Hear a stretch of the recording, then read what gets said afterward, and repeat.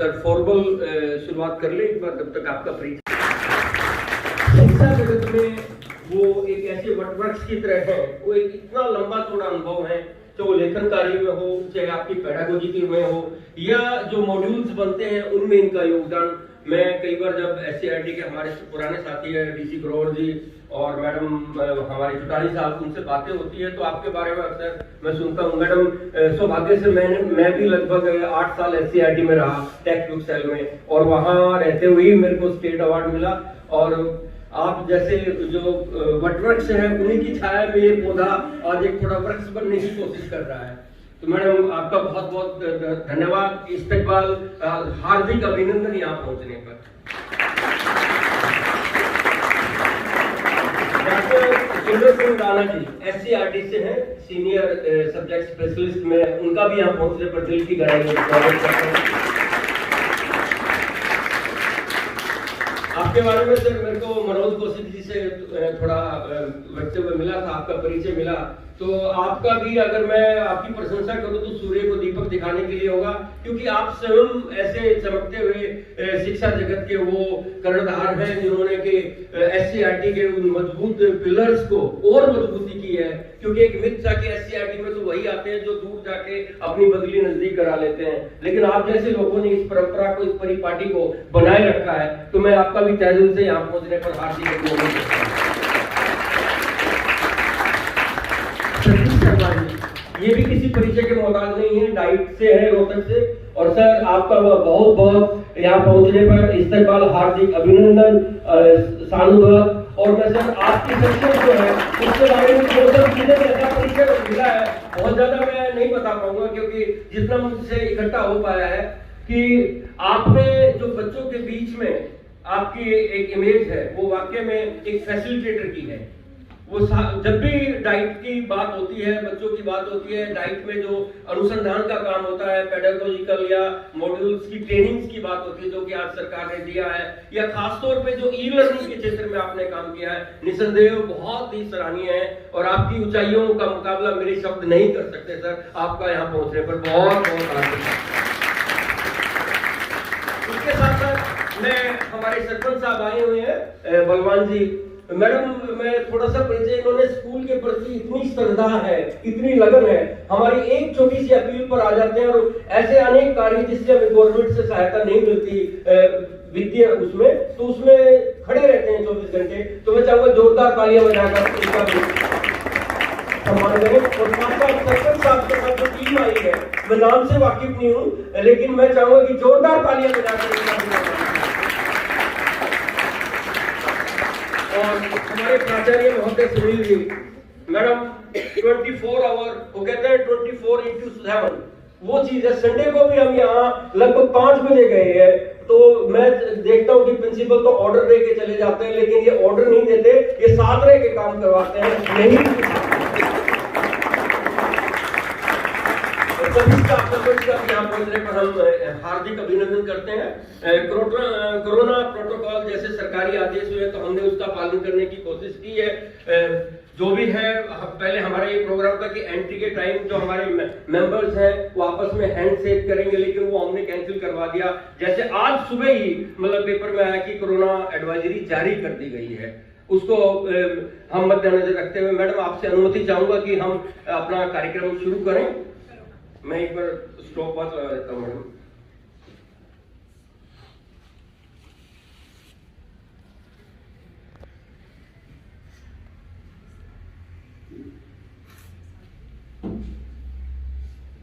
Please जिसको अभी कोई भी मेरा साथी यहाँ से अगर स्टाफ मेंबर कोई काम है, आप जाना चाहे तो जा सकते हैं, बीच में प्लीज ना जाए, क्योंकि हम दोनों डोर बंद कर देंगे जैसे हमारा कार्यक्रम शुरू हो गया। सर्दी भी है, थोड़ा सा वार्म टेम्परेचर हो जाएगा तो बहुत बेटर रहेगा।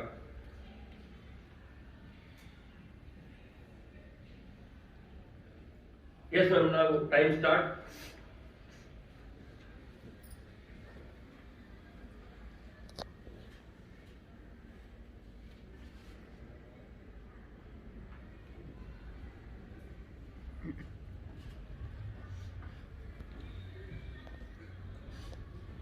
माननीय सभासदों, माननीय अध्यक्ष जी,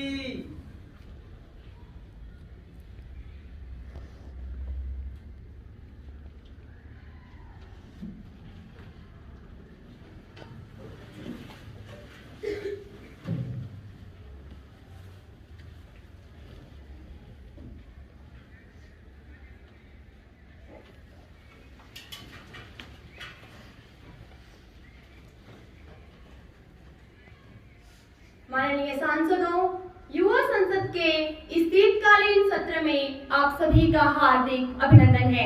नए सदस्य शपथ ग्रहण अथवा प्रतिज्ञान करेंगे। महासचिव महोदय। जी अध्यक्ष जी, सुश्री वसुंधरा जी जो मध्य प्रदेश के जबलपुर युवा संसदीय क्षेत्र से निर्वाचित होकर आई हैं, अब शपथ ग्रहण अथवा प्रतिज्ञान करेंगी। सुश्री वसुंधरा जी।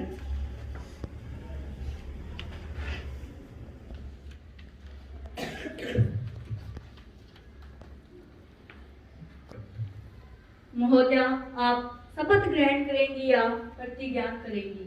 महोदय, मैं शपथ ग्रहण करूंगी। आप किस भाषा में शपथ लेना चाहेंगी? हिंदी में महोदय।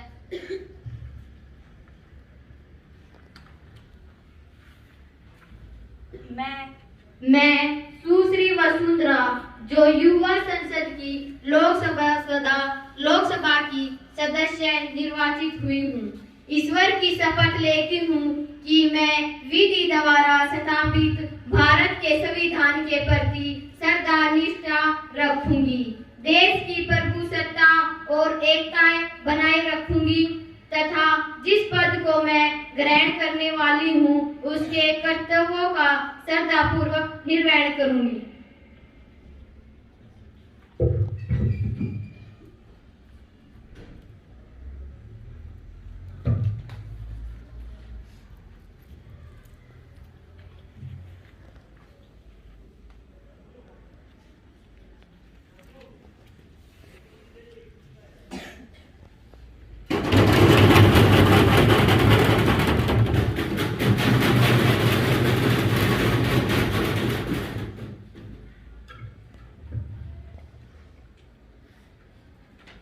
सुश्री दीप्ति जी जो फरीदाबाद लोकसभा निर्वाचन क्षेत्र से निर्वाचित हुई हैं, अब शपथ ग्रहण अथवा प्रतिज्ञान करेंगी। सुश्री दीप्ति जी।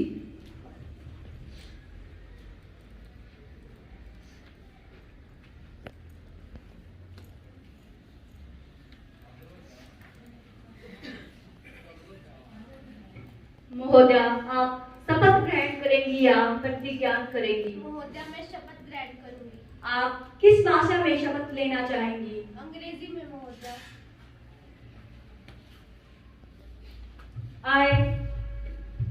I Dipti, having been elected as a member of lower house of the youth parliament, do swear in the name of God that I will bear true faith and allegiance to the Constitution of India as by law established, that I will be uphold the sovereignty and integrity of India, and that I will faithfully discharge the duty upon which I am about to enter.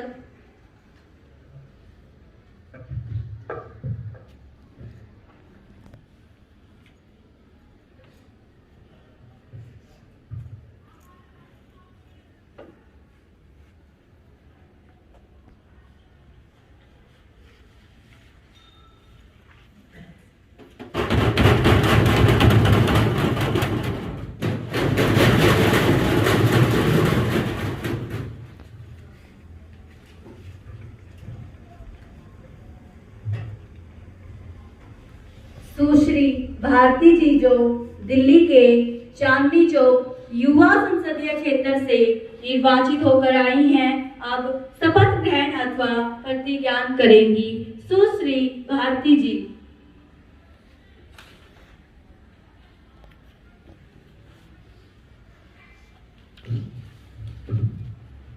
महोदय, आप शपथ ग्रहण करेंगी या प्रतिज्ञान करेंगी? महोदय, मैं शपथ ग्रहण करूंगी।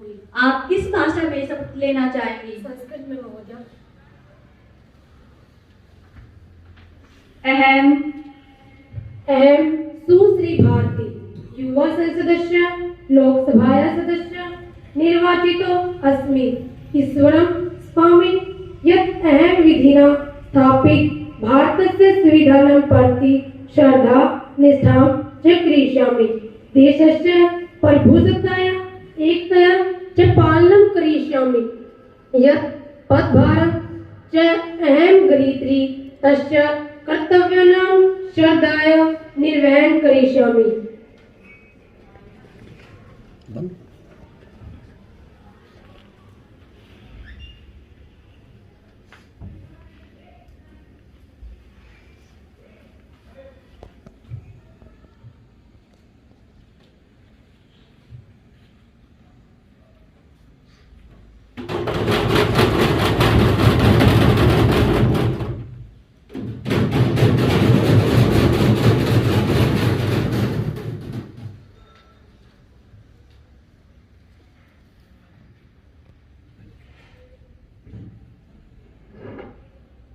माननीय सदस्यगण, चूंकि हम 2 माह के पश्चात आज शीतकालीन सत्र के शुभारंभ पर मिल रहे हैं, बड़े दुख के साथ आप सबको सूचित किया जाता है कि श्री बोपन्ना बोस का लंबी बीमारी के बाद दिनांक 23/8/2022 को उनके निवास स्थान दिल्ली में निधन हो गया। वे 88 वर्ष के थे। जैसा कि आप सबको विदित है कि वे पश्चिम बंगाल राज्य से राज्यसभा के सदस्य थे तथा एक प्रसिद्ध सामाजिक कार्यकर्ता भी थे। उन्होंने देश के आदिवासी समाज में फैली बाल विवाह, बहु विवाह जैसी सामाजिक कुरीतियों को समाज से बाहर निकालने में अपना पूरा जीवन लगा दिया। इसके अलावा आदिवासी समाज को अपने अधिकारों के प्रति जागरूक किया तथा समाज में शिक्षा की अलख जगाई।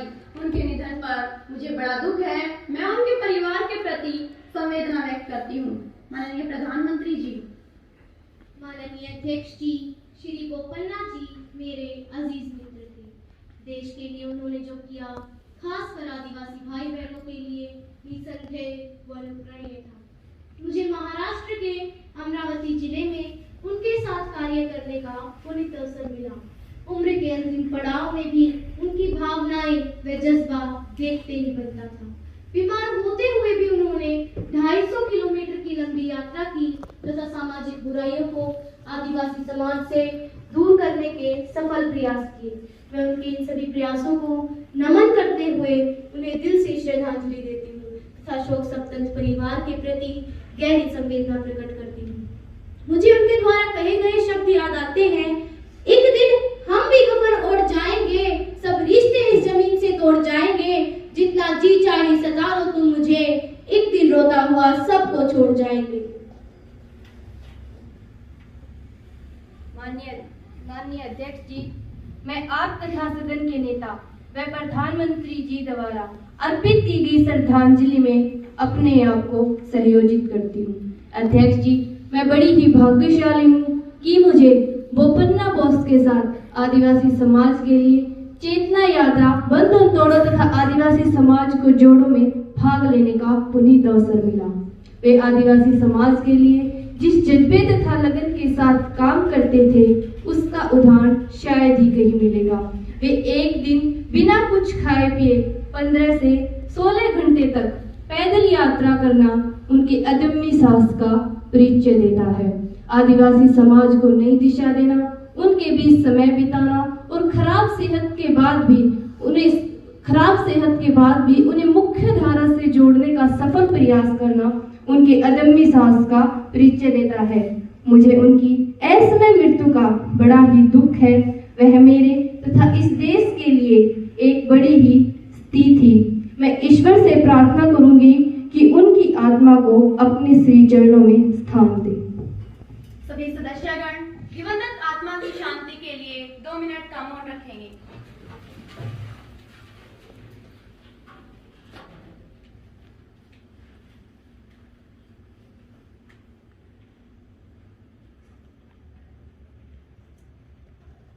ओम शांति शांति शांति।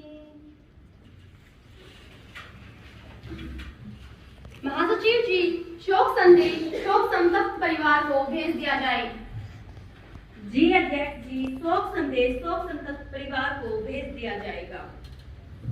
प्रधानमंत्री जी, आप अपने नए मंत्रियों का परिचय सदन से कराएं। माननीय अध्यक्ष जी, मैं आपके माध्यम से मंत्रिमंडल के नए सदस्यों का सदन से परिचय कराना चाहती हूँ। श्री राजीव जी, युवा खेल मंत्री, कैबिनेट मंत्री। सुश्री काजल जी, संचार राज्य मंत्री, स्वतंत्र प्रभार।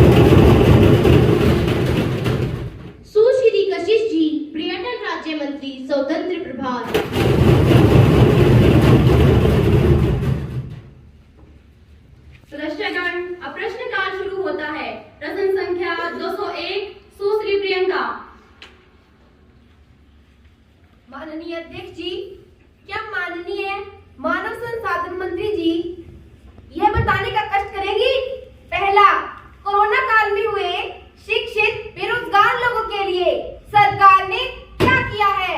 दूसरा, कोरोना महामारी के कारण जितने भी छात्र एग्जाम देने से असमर्थ रहे हैं, उनको लेकर सरकार की क्या नीति है।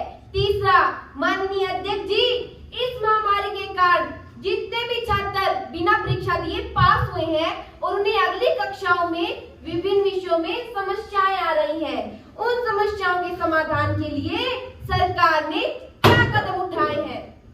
माननीय मानव संसाधन मंत्री जी।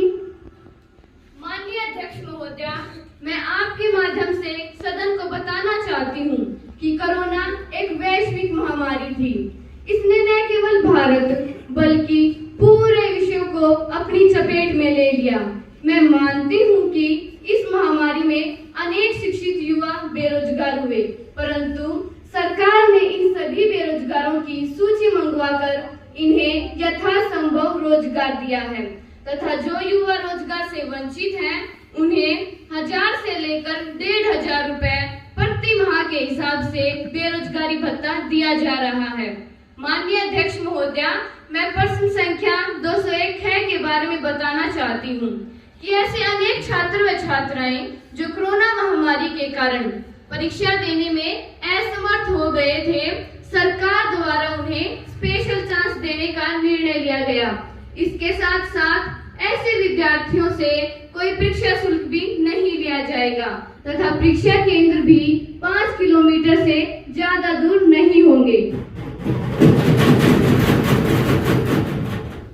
माननीय अध्यक्ष जी, माननीय मानव संसाधन मंत्री जी ने बड़ी सहजता के साथ कहा है कि जितने भी छात्र व छात्राएं परीक्षा देने से वंचित रहे हैं, उनको एक स्पेशल चांस देंगे, परंतु क्या इसकी सूचना उन छात्रों तक पहुंच पाएगी। माननीय अध्यक्ष जी, क्या इसकी सूचना उन छात्रों तक पहुंच पाएगी। क्या इस परीक्षा की तैयारी के लिए उन छात्रों को उचित वक्त मिलेगा। माननीय अध्यक्ष जी, जिन छात्रों को 1.5 से 2 वर्ष स्कूल जाने का अवसर ही नहीं मिला, वो तैयारी कैसे करेंगे। माननीय अध्यक्ष महोदया, मैं आपके माध्यम से मेरे काबिल दोस्त को बताना चाहती हूँ कि उनका इस समस्या पर प्रश्न उठाना बिल्कुल उचित है, परंतु केंद्र सरकार ने सभी राज्यों व केंद्र शासित प्रदेशों को उचित पत्राचार के माध्यम से यह जानकारी सभी छात्रों तक पहुंचाना सुनिश्चित किया है। इस सूचना का पूरा विवरण हमारे पास आ चुका है। प्रत्येक राज्य का शिक्षा बोर्ड अपने अपने स्तर पर इस दिशा में कार्य करेगा। माननीय अध्यक्ष महोदया, मैं आपके माध्यम से सदन का ध्यान इस ओर दिलाना चाहती हूँ कि सीबीएसई बोर्ड पहले ही यह सूचना सभी स्कूलों में भेज चुका है। इस परीक्षा के लिए केंद्र ने राज्यों को 320 करोड़ रुपए का बजट भी जारी किया है। माननीय अध्यक्ष महोदया, प्रश्न संख्या 201 जो देश के लिए एक महत्वपूर्ण विषय है। सरकार ने सभी राज्यों व केंद्र शासित प्रदेशों के सभी शिक्षा बोर्ड के अध्यक्षों की मीटिंग एनसीईआरटी नई दिल्ली में दिनांक 25/8/2022 को बुलाई थी, जिसमें सर्वसम्मति से निर्णय लिया गया कि वर्तमान शिक्षा स्तर में ऐसे सभी छात्रों की सप्ताह के पहले सोमवार को पिछले पाठ्यक्रम से संबंधित सभी विषयों की विशेष कक्षाएं लगाई जाएंगी। प्रश्न संख्या 202 श्री निखिल जी। माननीय अध्यक्ष जी, क्या शहरी विकास मंत्री जी यह बताने का कष्ट करेंगे कि हरियाणा में जो भूमि घोटाला हुआ है, इसमें अनेक एससीएस अधिकारी नामांकित हैं। इस केस में सरकार ने क्या संज्ञान लिया है। क्या सीबीआई इस केस को अपने हाथ में लेगी। क्या ऐसे अधिकारियों को जिन नेताओं ने अपना आशीर्वाद दिया हुआ है, उनके नाम सामने आएंगे। माननीय अध्यक्ष जी, क्या उनके नाम सामने आएंगे। माननीय शहरी विकास मंत्री जी। माननीय अध्यक्ष जी, मेरे करीबी साथी ने हरियाणा में जिस जमीन घोटाले का जिक्र किया है, राज्य सरकार के साथ साथ केंद्र सरकार ने भी इस मामले का संज्ञान लिया है। दोषियों को पकड़कर केस चलाकर सख्त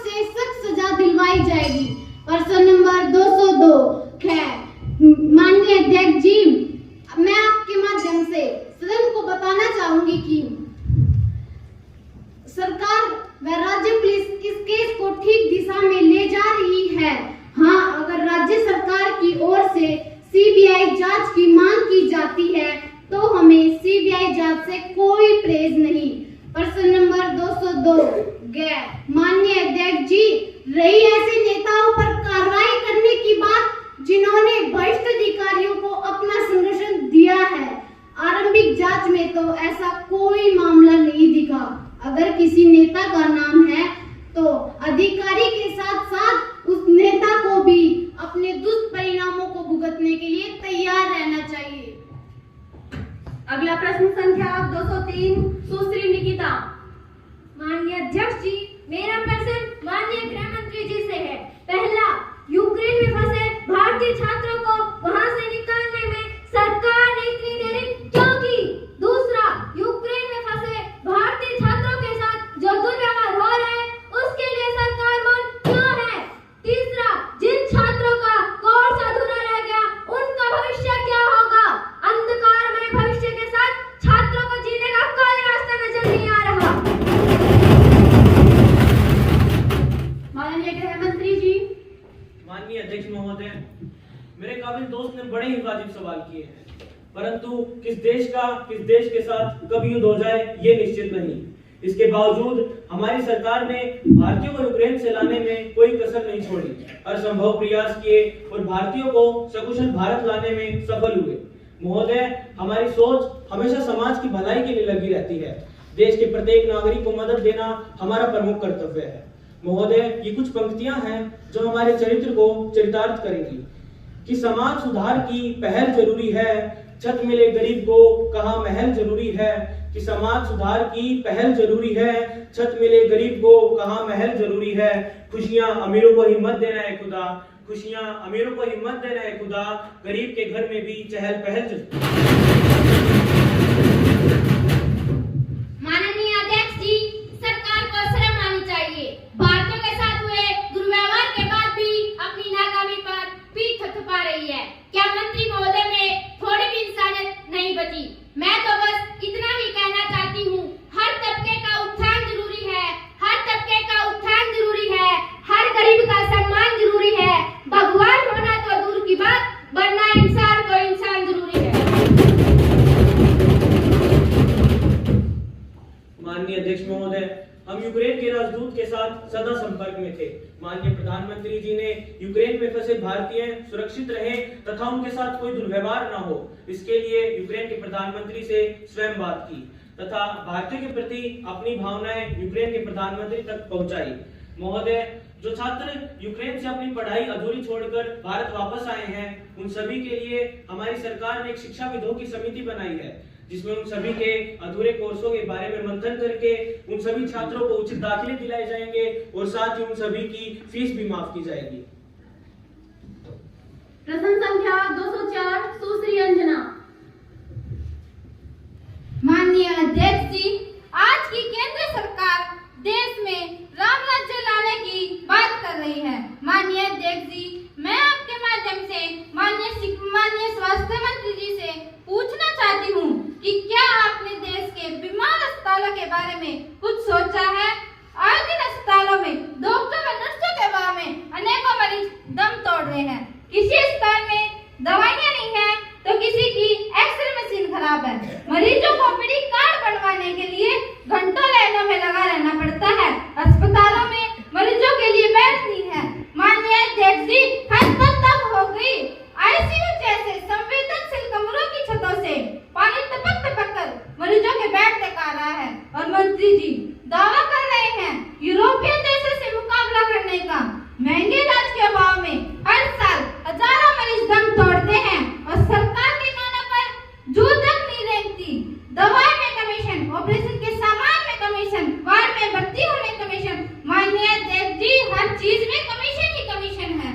अस्पताल में डॉक्टर हैं तो समय पर नहीं आते, इतनी ही बार शिकायत करो, लेकिन नेता से सेटिंग होने के कारण डॉक्टर साहब प्राइवेट हॉस्पिटल चलाते हैं और सरकारी हॉस्पिटल के मरीजों को मरने के लिए भगवान भरोसे छोड़ देते हैं। माननीय अध्यक्ष जी, हद हो गई है भ्रष्टाचार की कि जैसे ही बोला चेला गुरु से वटी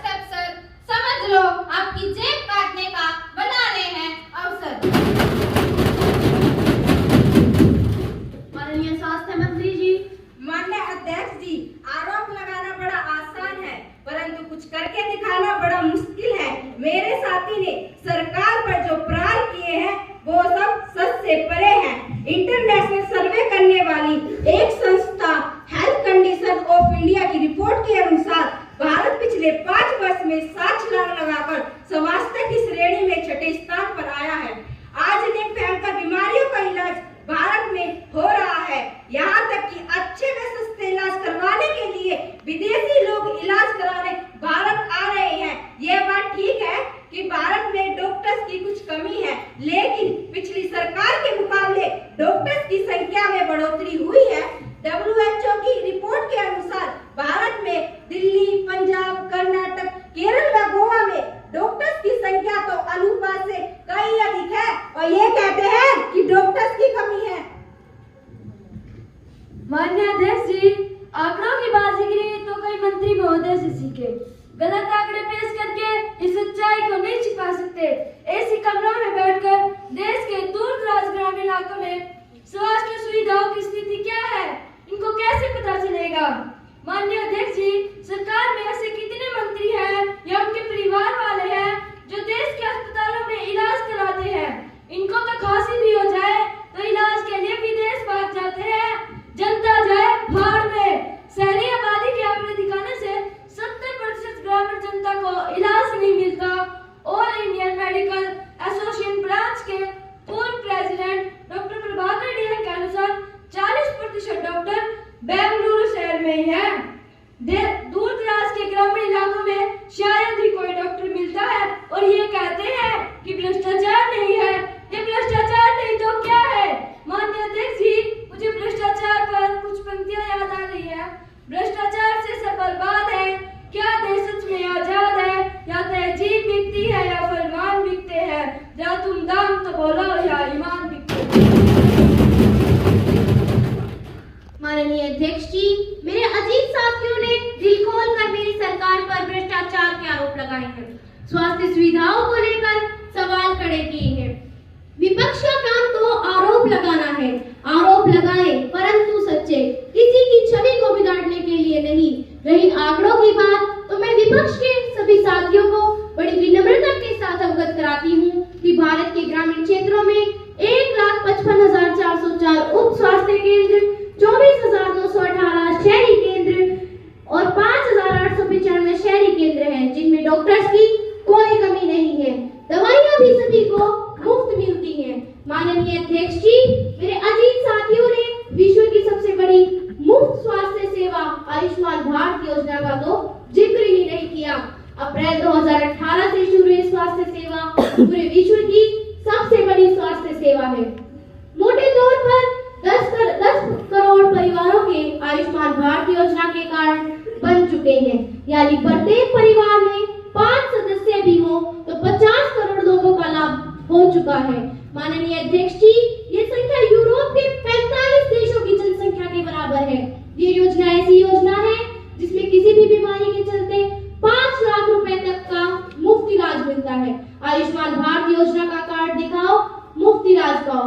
माननीय अध्यक्ष जी, मैं अपने साथियों को यह भी बताना चाहती हूँ कि 140 करोड़ के भारत में ये सब करने में वक्त तो लगता ही है, क्योंकि किसी कवि ने कहा है, जल को बर्फ में बदलने में वक्त लगता है, कि जल को बर्फ में बदलने में वक्त लगता है, सूरज को निकलने में वक्त लगता है।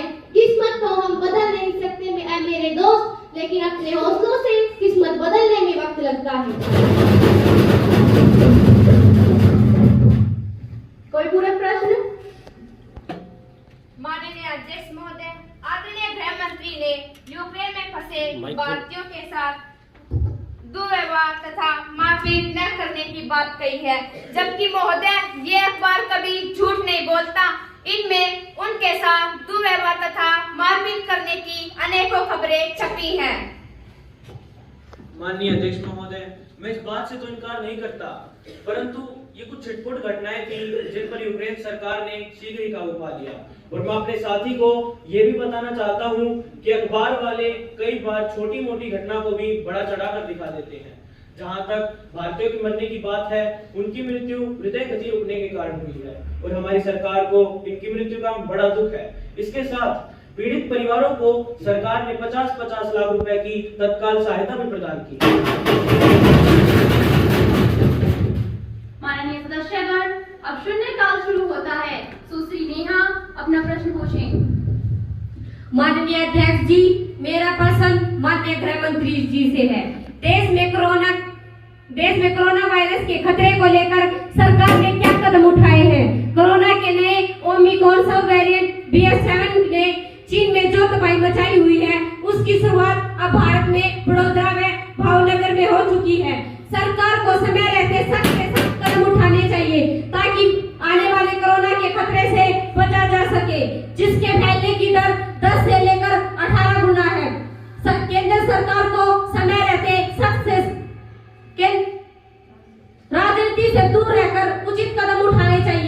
ताकि भविष्य में पहले की तरह लॉकडाउन लगाने की नौबत न आए। माननीय अध्यक्ष महोदय, मैं आपके माध्यम से सदन को बताना चाहता हूं कि कोरोना के बढ़ते खतरे को लेकर सरकार पूर्ण रूप से गंभीर है। केंद्र ने एक आपातकालीन बैठक बुलाकर कोरोना के नए ओमिक्रॉन सब वेरिएंट BF7 पर नई एडवाइजरी जारी कर दी है। हवाई अड्डों, रेलवे स्टेशनों पर रैंडम टेस्टिंग शुरू कर दी गई है। मास्क लगाना व अन्य कोरोना वायरस बचाव नियमों का पालन करना भी अनिवार्य है। अस्पतालों व अन्य स्वास्थ्य केंद्रों में कोरोना अलर्ट जारी कर दिया गया है। ऑक्सीजन बेडों की उचित व्यवस्था के लिए कहा गया है। रैंडम बूस्टर डोज लगाने के लिए लोगों को और अधिक प्रेरित किया जा रहा है। इसी के साथ हमारी सरकार किसी भी स्थिति का सामना करने के लिए पूर्ण रूप से तैयार है। तान्या जी अपना प्रश्न पूछें। माननीय अध्यक्ष जी, जनता जब सरकार को चुनती है तो उम्मीद करती है कि सरकार उनकी भलाई का कार्य करेगी और सरकार का कर्तव्य है कि वे जनता के भलाई का कार्य करे। परंतु वर्तमान सरकार ने आवश्यक वस्तुओं की कीमत बढ़ाकर भोली भाली जनता की कमर तोड़ दी। यहाँ तक कि रेलवे प्लेटफॉर्म टिकट जो 5 रुपए का मिलता था अब 30 रुपए का कर दिया गया है। एकदम से 6 गुना वृद्धि। माननीय अध्यक्ष जी, एकदम से 6 गुना वृद्धि, यह कहाँ का न्याय है? भारतीय इतिहास में तो ऐसा कभी नहीं हुआ। जनता त्राई कर रही है। मैं सरकार के इस निर्णय का विरोध करती हूँ तथा आपके व सदन के माध्यम से इस पहली सरकार को बताना चाहती हूँ कि रेलवे प्लेटफॉर्म टिकट के भाव जल्द ही कम किए जाएं, नहीं तो जनता आंदोलन खड़ा कर देगी। किसी ने ठीक ही कहा है, टीवी चैनल अखबारों में शोर बहुत है आजकल। टीवी चैनल अखबारों में शोर बहुत है आजकल। सब राजनीति में बिजी, महंगाई पर बात करेंगे कल। माननीय रेलवे मंत्री जी। माननीय अध्यक्ष जी, मैं आपके माध्यम से सदन को बताना चाहती हूँ कि भारतीय रेल दुनिया की अग्रणी रेल सेवाओं में आती है। रेलवे स्टेशन को आधुनिकता व सुविधाएं प्रदान करने का हमारा प्रयास है। अगर सुविधाएं मिलेंगी तो इसके लिए कुछ खर्च तो करना ही पड़ेगा तथा भारतीय रेल जनता की मांगों को देखते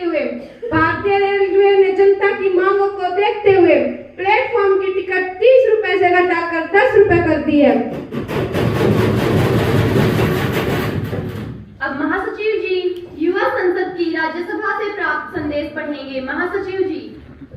जी अध्यक्ष जी, मुझे युवा संसद के राज्यसभा के महासचिव से प्राप्त निम्नलिखित संदेश की सूचना देनी है। युवा संसद को राज्यसभा की प्रक्रिया तथा कार्य संचालन विभाग के अनुसार मुझे राज्यसभा द्वारा पारित साइबर क्राइम विधेयक 2022 को प्रति सभा पटल पर रखने का निर्देश हुआ है, जो राज्यसभा द्वारा 13 अगस्त 2022 को हुई बैठक में पारित किया गया था।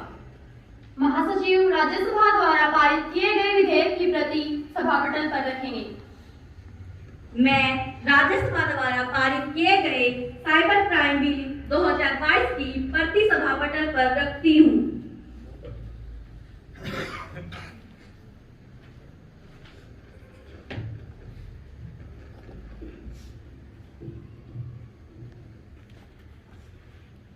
माननीय अध्यक्ष जी, कल जब मैं मंडी में धरना दे रहे किसानों के बीच जा रही थी तो पुलिस ने मुझे वहां जाने से रोका व मेरे साथ धक्का मुक्की तथा बदतमीजी की। मेरे द्वारा अनेक बार अनुरोध करने पर भी पुलिस ने मुझे दरअसल से बाहर कर दिया। माननीय अध्यक्ष जी, मेरे साथ धक्का मुक्की तथा बदतमीजी भी की और मुझे दरअसल से बाहर कर दिया। माननीय अध्यक्ष जी, यह संसद सदस्य के विशेष अधिकार का उल्लंघन है। मैं इस मामले को सदन में उठाना चाहती हूँ। कविता जी, क्या आपने इस संबंध में पहले नोटिस दिया है? अब इस प्रकार अचानक ये मामला नहीं उठा सकती।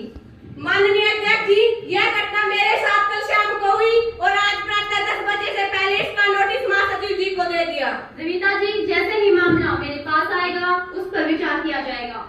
सदस्यगण, अब हम ध्यानाकर्षण प्रस्ताव पर चर्चा करेंगे। सबसे पहले सुश्री तन्नू गृह मंत्री जी का ध्यान आकर्षित करेंगी। माननीय अध्यक्ष जी, मैं माननीय गृह मंत्री जी का ध्यान सिक्किम में चाइना बॉर्डर के निकट 24 दिसंबर 2022 को सड़क दुर्घटना में सेना के 16 जवानों की असामयिक और दुखद मौतों की ओर ध्यान दिलाना चाहती हूँ। जवानों की एक गाड़ी गहरी सड़क से गहरी घाटी में जा गिरी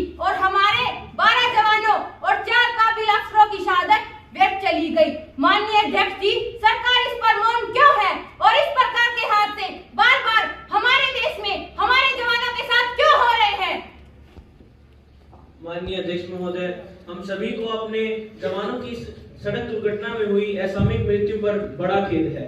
मैं बड़े ही दुखी मन के साथ आपके माध्यम से सदन को बताना चाहता हूं कि मौसम खराब होने की वजह से चालक को रास्ता साफ न दिखाई देने के कारण ये दर्दनाक हादसा हुआ, जिसकी हमने उच्च स्तरीय जांच बैठा दी है। हमारी सरकार इस हादसे में शहीद हुए जवानों को तो वापस नहीं ला सकती, लेकिन हमारी सरकार की ओर से शहीद जवानों के परिवारों की हर संभव मदद की जाएगी। सुश्री भावना जी। माननीय अध्यक्ष जी, सदन गृह मंत्री जी के इस बयान से बिल्कुल भी सरोकार नहीं रखता, क्योंकि इस तरह के हादसे हमारे देश में बार बार हो रहे हैं। पड़ोसी देश चीन को देखिए, उन्होंने अपने जवानों के लिए आने जाने का ध्यान, सुरक्षा में ध्यान रखे हुए सभी सीमाओं पर चौड़े चौड़े रास्ते तैयार करवा दिए हैं। हमारी सरकार कब ऐसे चौड़े चौड़े व सुरक्षा रास्ते तैयार करवाएगी? माननीय अध्यक्ष महोदय, मेरे काबिल दोस्त ने जो सवाल उठाया है वह बिल्कुल उचित है। सरकार ने इस दिशा में पहले भी सैन्य क्षेत्र की खामियों को दूर करने के लिए उचित कदम उठाए हैं और भविष्य में इस तरह के हादसों को रोकने के लिए सरकार कटिबद्ध है तथा सड़क व पुलों के निर्माण के लिए पहाड़ी क्षेत्रों में सेना को 12,000 करोड़ रुपए का बजट जारी किया है। इसी के साथ मैं सदन को बताना चाहता हूं कि जवानों की सुरक्षा के लिए दुर्गम क्षेत्रों में बनने वाली सड़कें एवं सुविधाएं इस दुनिया के सामने एक बड़ी मिसाल होंगी। सभासदों, अब पटल पर कागजात रखे जाएंगे। माननीय मानव संसाधन मंत्री जी। माननीय अध्यक्ष महोदय, नई शिक्षा नीति के लिए अधिसूचना की एक प्रति पटल पर रखती हूँ। माननीय वित्त मंत्री जी। मैं आपकी अनुमति से जीएसटी में हुए बदलाव की सूचनाओं की प्रति सभा पटल पर रखती हूँ।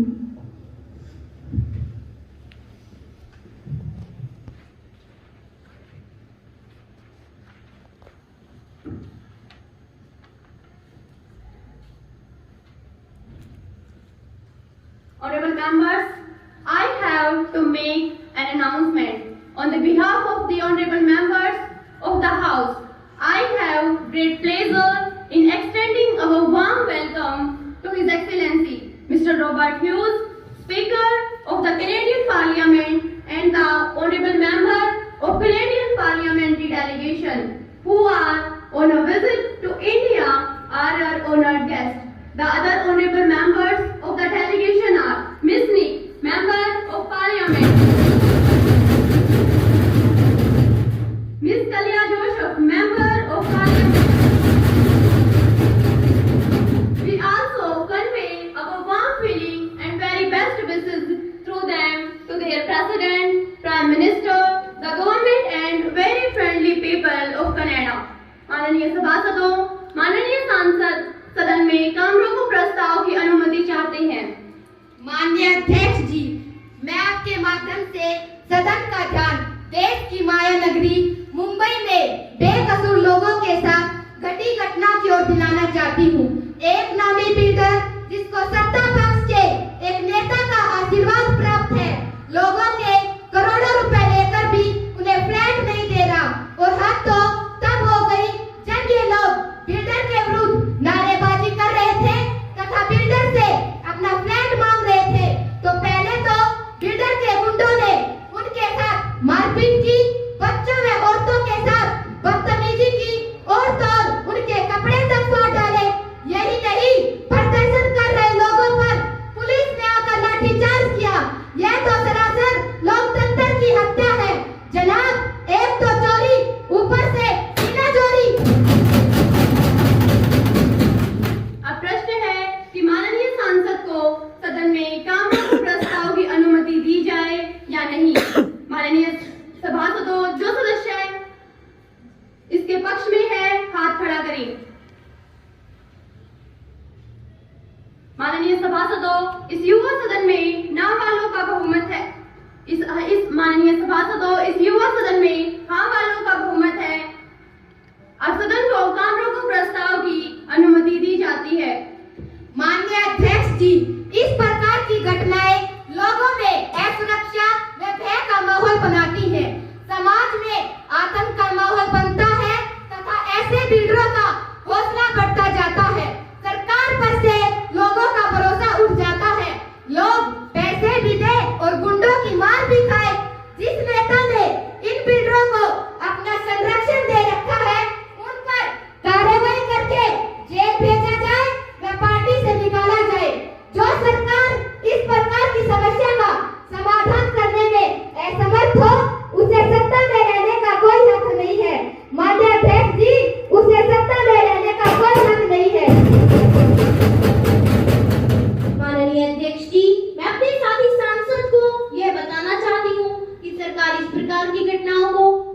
गंभीरता से ले रही है। हमने राज्य के मुख्यमंत्री से बात की थी और उन्हें सख्त भाषा में कहा था कि इस विषय में दोषी कोई भी हो बख्शा नहीं जाना चाहिए। माननीय अध्यक्ष जी, उन्होंने हमें पूर्ण विश्वास दिलाया है कि इस विषय में दोषी कोई भी हो बख्शा नहीं जाएगा। बिल्डर के कुछ गुंडों को पुलिस ने गिरफ्तार कर लिया है। बिल्डर भी आज नहीं तो कल पुलिस की गिरफ्त में होगा। तथाकथित नेता को पार्टी से निकालकर उसके ऊपर पुलिस ने एफआईआर दर्ज कर ली है। माननीय अध्यक्ष जी, सभी आवेदकों के लिए फ्लैट का निर्माण सरकार स्वयं पूरा करके देगी। मैं विपक्ष का भी धन्यवाद करती हूँ जिन्होंने हमारा पूरा सहयोग किया। मैं विपक्ष का धन्यवाद राष्ट्रीय कवि मैथिलीशरण गुप्त की पंक्तियों से करना चाहती हूँ। हम कौन थे, क्या हो गए और क्या होंगे अभी, आओ मिलकर विचारे ये समस्याएं सभी। माननीय अध्यक्ष जी, जब इस मुद्दे का समाधान लगभग हो ही गया है तो सदन की कार्यवाही रोकना अनुचित है। सभासदों, काम रोको प्रस्ताव को मंजूर किया जाए या नहीं? जो सदस्य इसके पक्ष में है हाथ खड़ा करें। जो सदस्य इसके विपक्ष में है हाथ खड़ा करें। इस सदन में नावालों का बहुमत है, इसीलिए काम रोको प्रस्ताव नामंजूर किया जाता है तथा सदन की आगामी कार्यवाही जारी रखी जाती है। अब सदन में अविश्वास प्रस्ताव पेश किया जाए। माननीय अध्यक्ष जी, मैं सदन में अविश्वास प्रस्ताव पेश करने की अनुमति चाहती हूँ। अनुमति है। माननीय अध्यक्ष जी, सरकार इस समय पूरी तरह फेल हो चुकी है। चाहे कानून व्यवस्था का मामला हो, चाहे आतंकवाद का, चाहे महंगाई का मुद्दा हो, सरकार सभी मोर्चों पर असफल हो चुकी है। देश में भ्रष्टाचार का बोलबाला है। असम तथा मणिपुर में प्रतिदिन हत्याएं हो रही है। पूर्वोत्तर के राज्यों में इन अफवाहों के कारण अराजकता की स्थिति है। सरकार के मंत्री अफीम व हेरोइन जैसे घोटालों में संलिप्त हैं। माननीय अध्यक्ष महोदय, मेरे काबिल दोस्त ने सरकार पर जो आरोप लगाए हैं वो सच्चाई से बिल्कुल परे है। देश में कानून व्यवस्था दुरुस्त है, महंगाई एक विश्वव्यापी समस्या है, फिर भी हमारी सरकार ने काफी हद तक काबू पा लिया है। उत्तर पूर्वी राज्यों में विशेषकर असम व मणिपुर में दंगे खत्म हो चुके हैं। इन दंगों में विदेशी लोगों का हाथ था, जिस पर से पर्दा उठ चुका है। रही बात नशे की, उसके बारे में सरकार जल्दी ही एक नया सख्त कानून लाने जा रही है। माननीय अध्यक्ष जी, विभिन्न राज्यों में विधायकों को तोड़ने की घटना ने तो पूरे देश को हिलाकर रख दिया है। आम आदमी की कोई सुनवाई नहीं है, नौकरियां सरेआम बिक रही हैं। अमेरिका के दबाव में सरकार नित नए समझौते कर रही है जो देश हित में नहीं है। किसानों की जमीनों को जबरन लेकर उद्योगपतियों को दी जा रही है। देश के सम्मानित नागरिकों के साथ अमेरिका में नस्ल भेद के आधार पर दुर्व्यवहार किया जा रहा है, परंतु केंद्र सरकार मूक दर्शक बनी हुई है। लोगों को समय पर न्याय नहीं मिलता। बड़ी शर्म की बात है, सर्व शिक्षा अभियान के नाम से सरकार ने अरबों रुपए खर्च कर दिए, परंतु अभी भी हजारों बच्चे स्कूल से बाहर है। वे ड्रॉप आउट रेट में कोई खास कमी नहीं आई है। इसे लगता है कि सारा पैसा सही कार्य में न लगाकर उसका दुरुपयोग किया जा रहा है। कर्मचारियों को 7वें वेतन आयोग के तहत जो राहत मिलनी चाहिए थी वो नहीं मिली। अतः ऐसी सरकार को अस्तित्व में रहने का कोई अधिकार नहीं है तथा सरकार के खिलाफ अविश्वास प्रस्ताव लाया जाए और सांसदों की राय लेकर फैसला किया जाए। माननीय अध्यक्ष जी, हमारी सरकार हर मुद्दे पर अपनी संपूर्ण शक्ति लगाकर कार्यवाही करने की कोशिश कर रही है, परंतु विपक्ष द्वारा हमेशा अनावश्यक आरोप लगाकर हमारी सरकार को बेवजह बदनाम किया जा रहा है। मैं आपको आश्वस्त कराना चाहती हूँ कि देश में किसी भी कीमत पर कानून व्यवस्था बनाकर रखी जाएगी। असम, मणिपुर या देश के किसी भी कोने में सरकार अमन चैन लाने के लिए कटिबद्ध है। अफवाह पर नियंत्रण के लिए हमने साइबर साइट, ब्लॉग, फेसबुक पर तात्कालिक कदम उठाते हुए इन पर प्रतिबंध लगा दिए हैं। किसी भी भ्रष्टाचारी को बख्शा नहीं जाएगा। जहां तक जमीन आवंटन की बात है तो कैग की रिपोर्ट कोई अंतिम फैसला नहीं होती। हमारा लक्ष्य 2022 तक देश को विकसित राष्ट्र बनाने का है। हर वर्ष 1 करोड़ लोगों को रोजगार देने का प्रावधान किया गया है। माननीय अध्यक्ष जी, मुनाफाखोरों व जमाखोरों के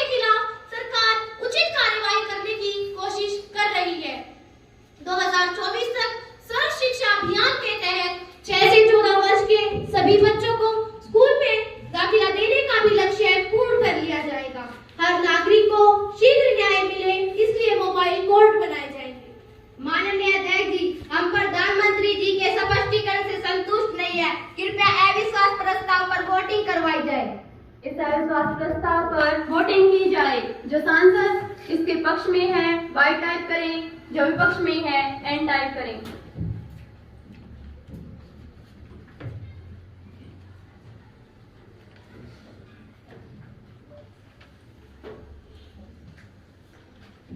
इस अविश्वास प्रस्ताव पर पक्ष व विपक्ष की ओर से कई दलीलों व प्रस्तावों को सुना व समझा। इस अविश्वास प्रस्ताव के पक्ष में 20 व विपक्ष में 30 मत है। अतः अविश्वास प्रस्ताव के पक्ष में बहुमत न होने के कारण इसे खारिज किया जाता है। Now the time for legislative business. माननीय सामाजिक न्याय मंत्री जी। माननीय अध्यक्ष जी, आज हमारे देश में नशे का कारोबार में पूरे चरम पर है। देश के हर कोने में चरस, हेरोइन, गांजा व चिट्टा जैसे नशीले पदार्थ बिक रहे हैं। खासकर देश की युवा पीढ़ी इस नशे के जाल में फंसती जा रही है। इसीलिए मैं नशे के कारोबार को रोकने के लिए नया विधेयक नशा मुक्त भारत विधेयक 2022 को पुनर्स्थापित करने के लिए सदन की अनुमति चाहती हूँ। माननीय सभासदों, नशा मुक्त भारत विधेयक 2022 को पुनर्स्थापित करने के लिए सदन की अनुमति प्रदान की जाए। जो सदस्य इस विधेयक के पुनर्स्थापन के पक्ष में है, हाथ खड़ा करें। जो सदस्य इस विधेयक के पुनर्स्थापन के विरोध में है, हाथ खड़ा करें। हाँ कहने वालों का बहुमत है। अतः नशा मुक्त भारत विधेयक 2022 को पुनर्स्थापित करने की अनुमति दी जाती है। माननीय अध्यक्ष जी, मैं नशा मुक्त भारत विधेयक 2022 को पुनर्स्थापित करती हूँ। Second reading. माननीय अध्यक्ष जी, नशा मुक्त भारत विधेयक 2022 पर चर्चा की अनुमति दी जाए। चर्चा की अनुमति दी जाती है। माननीय अध्यक्ष जी, देश में नशे के कारोबार को रोकने के लिए अनेक बार कानूनों में संशोधन करना पड़ा है, जैसे नारकोटिक ड्रग अधिनियम 1985, जिसमें 2014 में भी संशोधन करना पड़ा। 1998 में राष्ट्रीय मादक द्रव्य निवारण संस्थान NCDAP की स्थापना की गई, परंतु यह सब नाकाफी रहे। इसीलिए मैं नया विधेयक नशा मुक्त भारत विधेयक को 2022 को सदन में पेश कर रही हूँ। माननीय अध्यक्ष जी, इनकी प्रमुख धाराएं निम्नलिखित हैं। धारा नंबर 392A, जिसके तहत सीमांत राज्यों में नशा विशेष दस्तों का गठन किया जाए तथा विदेशों से आने वाली नशे की खेप पर रोक लगे तथा पकड़े जाने पर 7 वर्ष की सजा हो।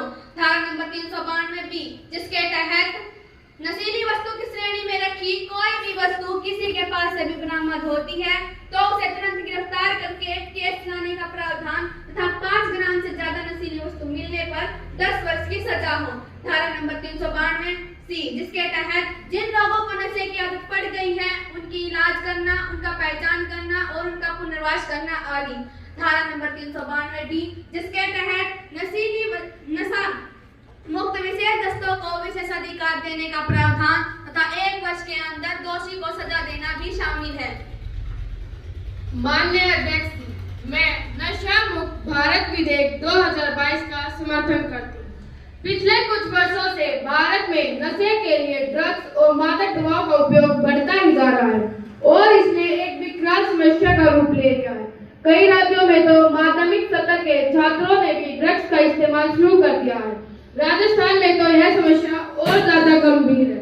यह मुख्य रूप से डोडा पोस्ट, अफीम से बनाए जा रहे नशीले पदार्थों का सेवन व्यापक पैमाने पर किया जा रहा है। यहाँ अनेक जिलों में अफीम की खेती की जाती है। माननीय अध्यक्ष जी, देश में अनेक किसान चोरी छिपे अफीम की खेती बिना लाइसेंस के उगाते हैं और नशा कारोबारियों को अफीम बेच देते हैं। यहाँ से अफीम देश के विभिन्न भागों में पहुँचाई जाती है और देश के नौजवान इस अफीम का सेवन करते हैं और उनका जीवन कर्ज की ओर चला जाता है। अध्यक्ष जी, नशे का सेवन करने वाले व्यक्ति न केवल व्यक्तिगत रूप से प्रभावित होते हैं बल्कि इससे उसका पूरा परिवार समाज भी प्रभावित होता है। ड्रग्स की लत न केवल व्यक्ति को शारीरिक रूप से अपंग बना देती है बल्कि उसकी मानसिकता को भी प्रभावित करती है।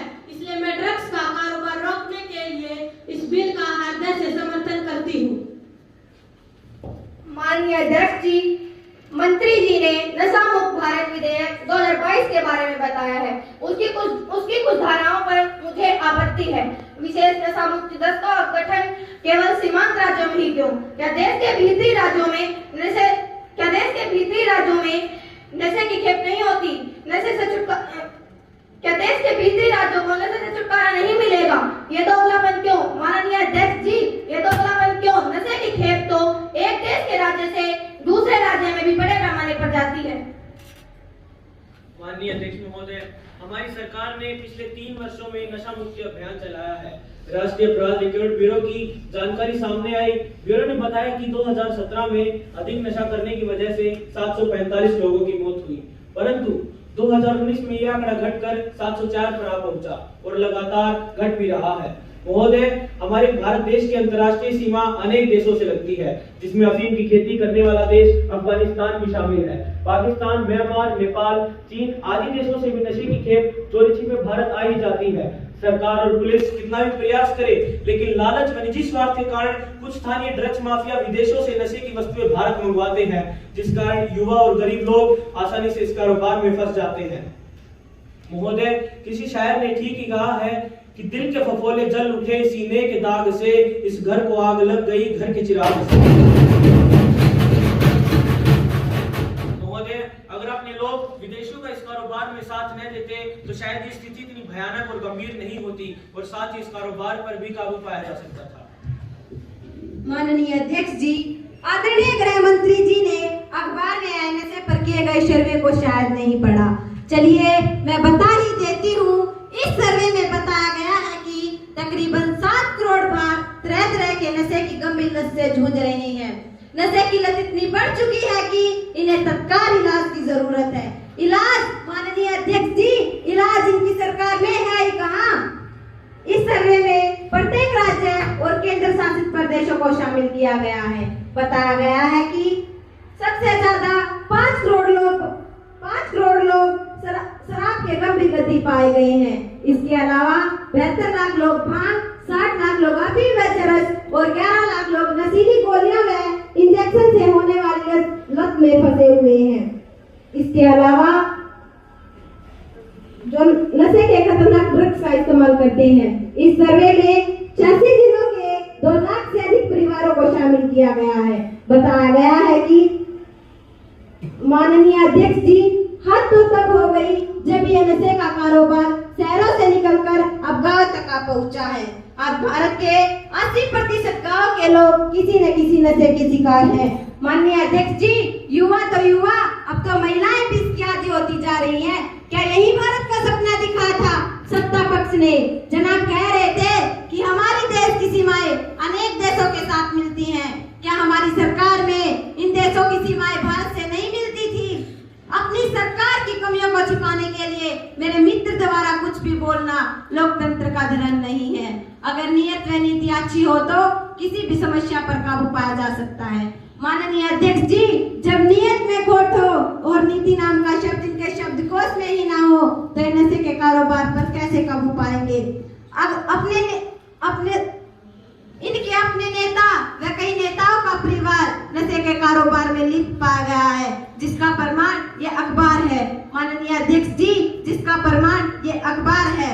ये नशे के कारोबारियों से रिश्वत लेते हैं, थाने जाकर अपराधियों को छुड़वाते हैं, क्योंकि अपराधी कहीं इनकी पोल न खोल दे। माननीय अध्यक्ष जी, जब बाड़ी खेत को खाने लगे तो भगवान ही मालिक है। माननीय अध्यक्ष जी, देश में नशे के कारोबार की समस्या तो मेरे प्रिय मित्र जब सत्ता में थे तभी से चली आ रही है। पंजाब जहां देश का सबसे ज्यादा युवा नशे की बुरी लत में फंसा था, तब पंजाब में केंद्र में आपकी ही सरकार थी। पंजाब में नशे की शुरुआत आपकी सरकार के समय में भी थी। मेरे अजीज मित्र, क्या आप सदन को बता सकते हैं तब आपकी पार्टी में कितने नेता एवं उनके परिवार के लोग नशे के कारोबारियों की मदद कर रहे थे? नहीं जनाब, अब आप नहीं बोलेंगे, क्योंकि बात जब अपने ऊपर आती है तो अच्छे से अच्छा व्यक्ति पल्लू झाड़ लेता। माननीय अध्यक्ष जी, हमारी पार्टी शासित सभी राज्यों में नशे के कारोबार में पिछले 5 वर्षों में भारी कमी आई है। हमारी नियत व नीति बिल्कुल ही साफ है। हम जो कहते हैं वो करते हैं। हमारी सरकार और कानून की नजर में सब बराबर है। इस समस्या को दूर करने के लिए हमारी सरकार ने अनेकों परेशानियां और बाधाएं आई, किंतु हमने हार नहीं मानी, क्योंकि हमारे अंदर विपरीत परिस्थितियों में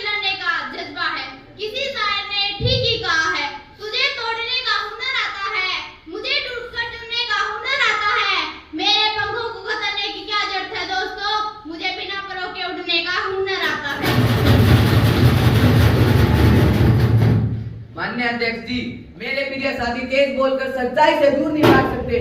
गुजरात जैसे राज्य जहाँ शराबबंदी लागू है, वहाँ पर जहरीली शराब पीकर रोज लोग मर रहे हैं। कैसी वो महात्मा गांधी के सपनों का गुजरात कहते हैं? किसी भी होटल, रेस्टोरेंट, ढाबे, यहाँ तक कि चाय की दुकान पर भी शराब आसानी से मिल सकती है। सरकार ऐसा कानून क्यों नहीं बनाती जिससे अवैध शराब बेचने वाले को सख्त से सख्त सजा मिले तथा जहरीली शराब बेचने वाले को फांसी की सजा का प्रावधान हो। हम ऐसे कानून की मांग करते हैं, परंतु आपके द्वारा लाए गए विधेयक में अधिकतम 10 वर्ष की जेल का प्रावधान है। माननीय अध्यक्ष जी, नशे की कारोबारी समाज व देश के दुश्मन है। जब हम अपने विदेशी दुश्मन को गोली मार देते हैं तो यह कारोबारी भी हमारे विदेशी दुश्मनों से कम नहीं है। जो लोग नशे की चीजें बेचकर देश व समाज से विश्वासघात करते हैं, हम ऐसे विश्वासघातियों के लिए फांसी की सजा की मांग करते हैं। विपक्षी साथी द्वारा जो सुझाव दिए गए हैं उनमें फांसी को छोड़कर हम सभी कानूनों को सख्ती से लागू करने के लिए तैयार हैं, क्योंकि फांसी की सजा मानवता के नाते ठीक नहीं है। विश्व में अनेक देश फांसी की सजा पर रोक लगा चुके हैं। हम सदन को विश्वास दिलाना चाहते हैं कि हम अधिक से अधिक पुलिस बल नशे के कारोबारियों को पकड़े जाने के लिए लगाएंगे। हम नशे के कारोबारियों को पकड़ने के लिए मिलकर लड़ेंगे, तभी ये बुराइयां भारत से भगाई जा सकती है। माननीय अध्यक्ष जी, मेरे काबिल दोस्त का संदेह बिल्कुल ठीक है। इस बिल विशेष गठन सीमांत राज्यों के साथ साथ भीतरी राज्यों में भी होगा, परंतु जिन राज्यों की सीमाएं दूसरे राज्यों के साथ लगती है वहाँ ऐसे दस्तों की संख्या ज्यादा हो, ये प्रावधान रखा गया है। माननीय अध्यक्ष जी, इस अधिनियम में पुलिस को जो विशेष अधिकार मिले हैं उसका दुरुपयोग नहीं होगा, इस बात की क्या गारंटी है? भ्रष्ट अधिकारी चंद रुपए के लिए किसी दोषी को छोड़ने के लिए चंद मिनटों का समय भी नहीं लेते हैं। जिस देश में 3000 माननीय अध्यक्ष जी, जिस देश में 3000 किलोग्राम हेरोइन देश के नामी व्यक्तियों के गोदामों में पकड़ी जाती है तो उनके विरुद्ध FIR तक दर्ज नहीं होती। आम आदमी 2 ग्राम में, माननीय अध्यक्ष जी, आम आदमी 2 ग्राम में महीनों जेल की सलाखों के पीछे सड़ता है और बात करते हैं। माननीय अध्यक्ष जी, विपक्षी मेरे प्रिय साथी जो आरोप लगा रहे हैं वो सच्चाई से परे हैं। हमें पूरे देश को साथ लेकर चलना है। अमीर गरीब व जात पात से ऊपर उठकर देश की भलाई के लिए कार्य करना ही हमारी सरकार का दृढ़ निश्चय है।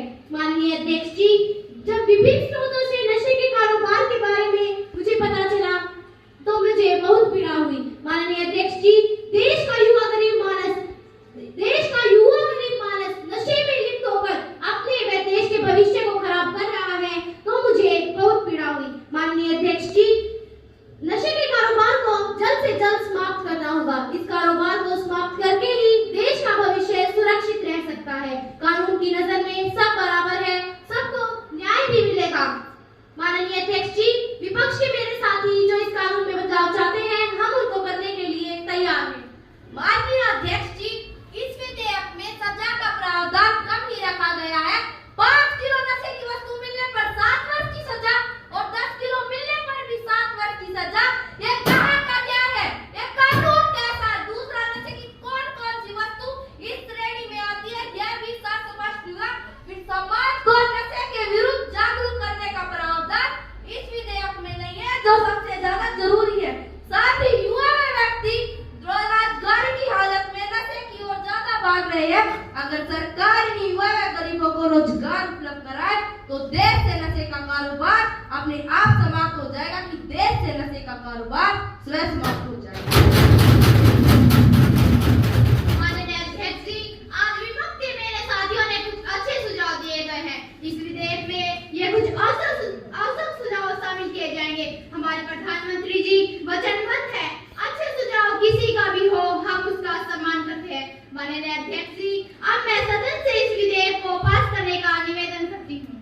प्रश्न है, नशा मुक्त भारत विधेयक 2022 प्रावधान 1 व 2 पर सहमति। जो सदस्य सहमत है हाथ खड़ा करें। जो सदस्य सहमत नहीं है हाथ खड़ा करें।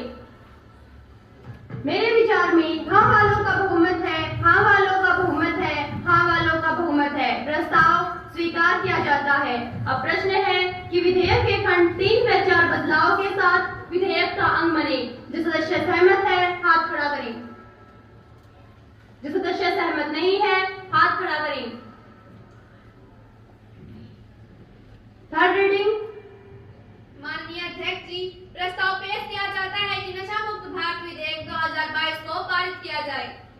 सदस्य सहमत है हाथ खड़ा करें। जो सदस्य सहमत नहीं है हाथ खड़ा करें।